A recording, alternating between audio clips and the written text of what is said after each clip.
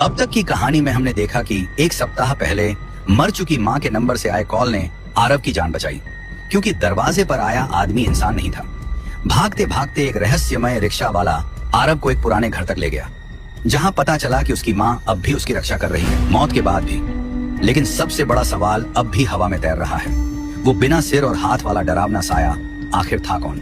अगर आपने पिछला पार्ट नहीं देखा तो जाकर देख लो। पुराने घर के बाहर खड़ा आरव घबराहट से कांप रहा था। रिक्शा वाला अचानक रोशनी बनकर गायब हो गया था और चारों तरफ एक अजीब सी खामोशी पसरी थी।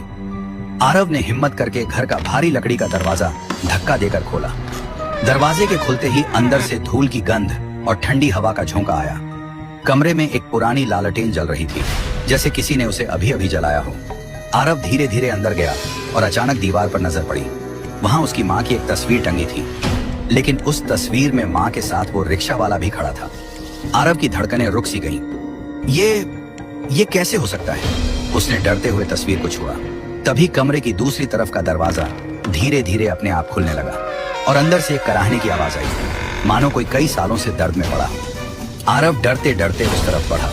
अंदर एक बूढ़ा साधु बैठा था, आंखें बंद, और जैसे ही आरव करीब पहुंचा, वह अचानक बोला, आरव, तुम्हें उस आदमी के बारे में जानना है जिसके हाथ और सिर नहीं थे, सही कहा ना? आरव की पसीने से भीगी आवाज निकली, हाँ। वो कौन था? वो मेरे पीछे क्यों पड़ा था? साधु ने आंखें खोली। उनकी आंखों में एक अजीब सी चमक थी और बोला, वो कोई आदमी नहीं था आरव, वो तुम्हारे माँ के अधूरे कर्मों का परिणाम था। तुम्हें पता नहीं, पर तुम्हारी माँ ने मरने से पहले एक बहुत बड़े रहस्य को छिपाया था, और वही रहस्य आज तुम्हारी जान लेने के पीछे पड़ा है। आरव सन्न रह गया।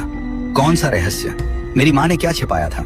साधु ने गहरी सांस ली और बोला, ये घर, यह तस्वीर, रिक्शा वाला, सब कुछ उस रहस्य का हिस्सा है। और अगर तुम्हें सच जानना है तो तुम्हें जल्दी से अपनी माँ की आखिरी डायरी ढूंढनी होगी। उसमें लिखा हर शब्द तुम्हारी जिंदगी बचा सकता है, और अगर डायरी नहीं मिली तो वो बिना सिर वाला साया तुम्हें पकड़ ही लेगा।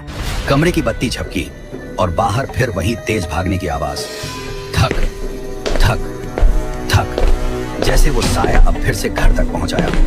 अगर जानना चाहते हो कि आरव को डायरी मिलेगी या नहीं और उसकी माँ का असली रहस्य क्या था, तो कमेंट करो पार्ट 4 और पार्ट 4। जल्दी देखना चाहते हो तो बायो में लिंक है, सब्सक्राइब कर लेना।